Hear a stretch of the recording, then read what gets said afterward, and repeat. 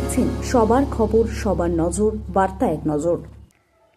পরিমল সরকারের স্মৃতির উদ্দেশ্যে রক্তদান শিবির ত্রিবেণীতে। গ্রীষ্মকালীন রক্তের সংকট মেটাতে এবার এগিয়ে এলো সৃজন পরিবার। সৃজনী পরিবারের পরিচালনা এবং সৃজন পরিবারের কর্ণধার শিলা গুহ, প্রয়াত পরিমল সরকারের কন্যা শিলা গুহর উদ্যোগে প্রতিবারের মতন এবারও নিবেদিত কন্ট্রোল অ্যান্ড অ্যাওয়ারনেস সোসাইটির সহযোগিতায় এক রক্তদান শিবিরের আয়োজন করা হয়। স্ত্রী পুরুষ মিলিয়ে বহুজন এই রক্তদান শিবিরে রক্তদান করেন। বিপুল উৎসাহের মধ্য দিয়ে শেষ হয় রক্তদান শিবির, এমনটাই বলেন সৃজন পরিবারের কর্ণধার শিল সাহা।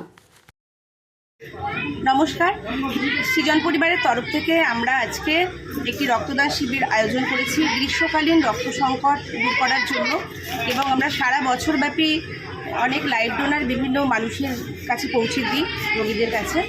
আর সেই কাজটা করতে গেলে আমাদের কিছু কার্ডেরও দরকার হয়। যখন আমরা লাইভ ডোনার পাই না, তখন আমাদের বিভিন্ন ব্লাড ব্যাঙ্ক থেকে রক্তটা জোগাড় দিতে হয়। সেটা পশ্চিমবঙ্গের বিভিন্ন ব্লাড ব্যাঙ্ক আছে। এবার আমাদের কাছে যদি কার্ড না থাকে, আমরা এই কাজটা করতে পারবো না।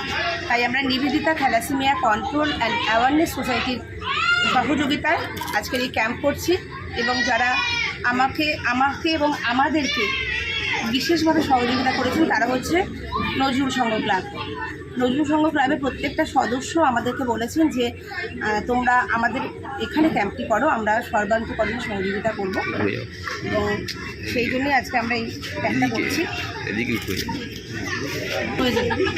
তো নজরুল সঙ্গে সহযোগিতা নিয়ে, এবং শুধু তাই না, আপনারা দেখতে পাচ্ছেন আমাদের এই সমস্ত সদস্য মেম্বাররা আমাদেরকে সকাল থেকে কাজ করছে। তারা আমরা চেষ্টা করছি, এবং এলাকার মানুষ তো আমাদের পাশে সবসময় ছিল। কতজন টার্গেট আছে? আমাদের টার্গেট 60 জন।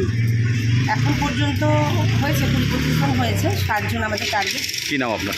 আমার নাম শিলা গুহ।